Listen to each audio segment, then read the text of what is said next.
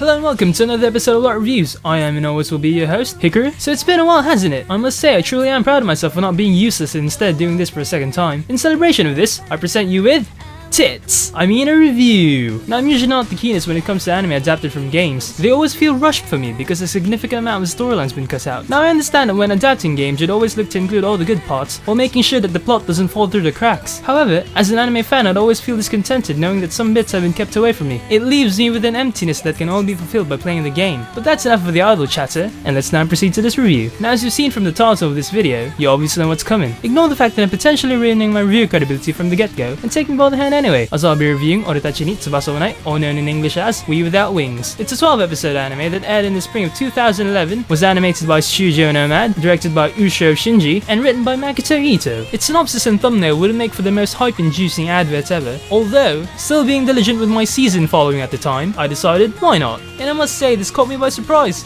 with it throwing subtlety out the window and presenting such a strong start, without pulling any punches. 今から50トップリを発揮してるとゴケになるぞ。いけないゴケに。やだ。なんかエッチ。いけるもん。いっちゃうもん。お兄ちゃんといっちゃうもん。羽田くん、もしかして。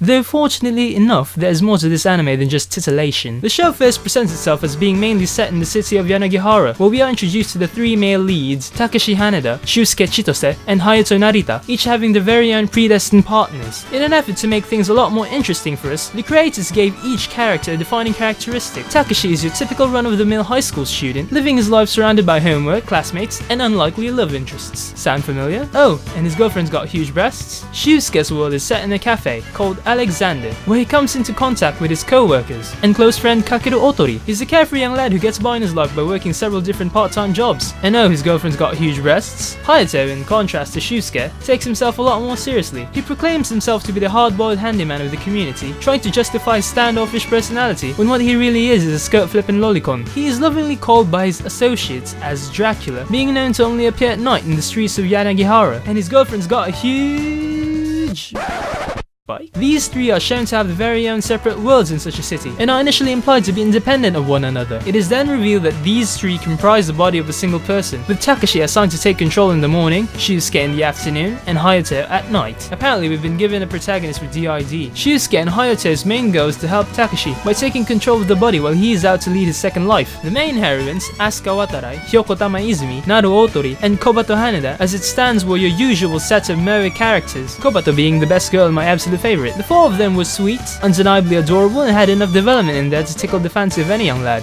if you know what I mean. Characterization within the story was sparse, but proved to be satisfactory, considering that it made the characters appear to be more than just your average pair of tits and ass. Yes, they started off seeming generic and quite frankly boring. However, as the story progressed, they began to show sides of themselves which I could only describe to be relatable. Portrayal of characters in this manner gave them an extra dimension, making them a tad more realistic, so it's quite a shame that the actual show didn't give that much respect to these characters. It appeared like it meant to redirect the attention of the audience to what was inside the skirts instead, considering the frustrating amount of panty shots that was in there. But then again, it's an ecchi anime. What can I expect? Also, I'd like to comment on how appropriate the pairing is. Since we've been generously given three male protagonists, the contrast was truly there. The kind-hearted Takashi partnered with the cynical Asuka, the ostentatious Shusuke held back by the straight-laced Hyoko, and finally the manly Hayato supporting the airheaded Naru. Now anyway, all is good and well with the main cast of characters as stereotypical male and female archetypes, considering it is of the harem and ecchi genre. Nothing too crazy for the average viewer to get his head around in. However, it does not stop there, for it later proceeds to confuse you with untold mysteries, unexplained events, and an unconventional format of presenting itself to boot. You'd find yourself lost within the quirkiness of the storytelling, with DJ Kondo, or Sugita, doing intros, and someone changing the channel from time to time. As a matter of fact, its quirkiness is its main feat as a show. You're introduced to a shed load of humorous characters, some having monster-fueled energy that'd bring even a person with ADHD to shame. Also, this show screams the very best of Japanese humor. Its random unadulterated bursts of madness and vulgarity would either get you laughing your bloomers off, or have you facepalming to the extreme at its own awkwardness. And just when you thought that it couldn't get crazier,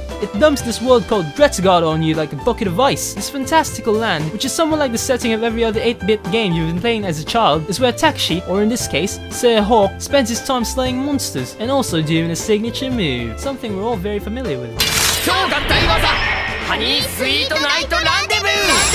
In retrospect, I truly had a lot of fun watching this anime. The randomness of its storytelling was just plain hilarious. A serious gang war in one episode, people throwing cake at each other's faces while shouting penis repeatedly in the next, and hentai towards the end. It had its brilliant moments and balls to the wall badassery that I was just frankly impressed by. Also, the romantic scenes served their purpose well, as it made me go doki doki every time the couples got together. Its ability to sexualize just about everything made even the most trivial scenes seem grotesque. It kept me interested and wanting more as the weeks passed by. That is why it truly broke my heart when I saw these scenes of extreme fan service that almost served to mockingly remind me that this is the kind of show you're watching. Had you going for a second there, huh?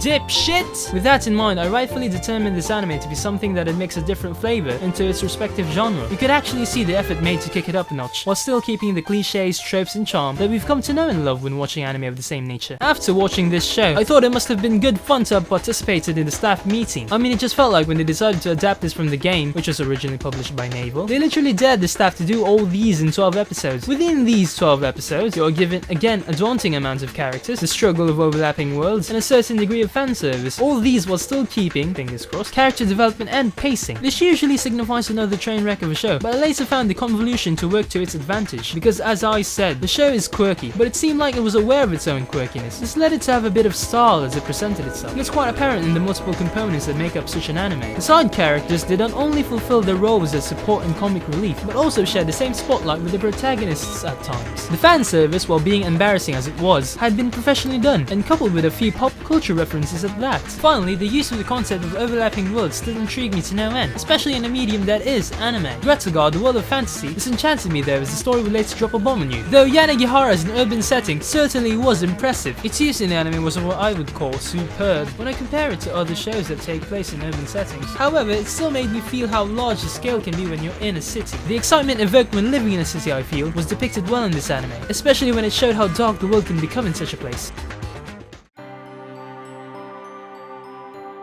The animation for Oretachi ni Tsubasa wa Nai wasn't anything special. In fact, it was very mediocre. There are a number of inconsistencies, and some of them really stuck out, especially when the camera gained some distance from the characters. Although I do understand that it's a trick used by animators to save some money, I just felt like there was a need to mention this. Heavy use of still frames don't bother me all that much, though these were also used for some of the fight scenes, which in turn made them visually appalling. The color palette shifts towards a darker shade as the scenes from the anime switch between morning, afternoon, and evening. Now, this is quite normal, but I somehow end up appreciating it because it's an anime that gives significance to certain times of the day. Character animation was slightly choppy, but the quality certainly increased in the most appropriate of scenes. I am still very entertained by gravity-defying breasts, but I was hoping for the animators to provide the same level of animation for the more important scenes as well. Character designs made me feel nostalgic, because they were quite, dare I say, retro, especially for its date of release. This is a given, I guess, since they were done by Nishimata Aoi, who is known to have also done character designs for Shuffle, another work by Naval. Seeing these character designs with updated animation was another pleasure I enjoyed thoroughly in this anime. The best thing about the visual component of the show were the backgrounds, because as I said earlier, I'm a huge fan of urban settings, and the various elements that made up the city of Yanagihara was surely enough a spectacle to behold. The soundtrack for this anime was nothing short of typical. The arrangement for each and every piece sounded conventional, as far as soundtracks go for love comedies. I can praise it though for using the music to only set the mood for each scene, rather than letting it take control and dictate what happens. You've got shots of poppy electronica to condition your mind for the scenes of high energy, and jazzy cafe music to celebrate the onset of afternoon. There were also tracks that relied heavily on string and percussion instruments. Now these particular tracks made certain events that were happening in the anime even more powerful as I watched it, despite sounding generic. Some tracks were also pretty addictive, and I found myself listening to them on separate occasions to somehow lighten up the mood. Another thing I like to comment on is the opening for this anime, Spread Wings, performed by Misato Aki. Its catchiness had me always playing it before I proceeded to watch an episode. Guess I'm just a sucker for all that J-pop goodness. As for the voice acting, frankly I can't say much, other than it sounded pretty professional. The performance of Hino Satoshi really stood out for me though. His assigned role was the Jackal and Hyde in anime, so it was pretty impressive how he could switch the tone of his voice, while still maintaining the amount of emotion he injects as he switches between personas. Oretachi ni Tsubasa wa Nai, in the way it was presented, was one of those anime that made a commentary about the proliferation of otakus and the culture that comes with them. It's rather complex storytelling, showing me that a lot can still be done within this genre that we're also ambivalent about. This anime did not fail in presenting me with those possibilities. It literally was trying to spread its own wings. So with me meticulously extracting and examining each and every obvious component of Oretachi ni Tsubasa wa Nai, we now come to the $1,000,000 question. Do I recommend watching it? Well, I can only recommend this to fans who have watched a substantial amount of anime, because then they'd understand the pop culture references, and even the Japanese sense of humor itself. But if you just want a quick wank, then go for it. Why not? This anime has been licensed by Funimation Entertainment in the US, MVM in the UK, and Madman in Australia. Alternatively, you can check this out on Crunchyroll if it happens to be available there in your country. It's available in mine. So I hope you like this video, and please do like, subscribe, and share, because that always helps. As always, feel free to leave your comments, questions, and recommendations on the comment sections below, because I do read them. Anyway, I promise the next review is not going to take too long. I am once again Hikaru from LightReviews, and until next time, I bid you all adieu.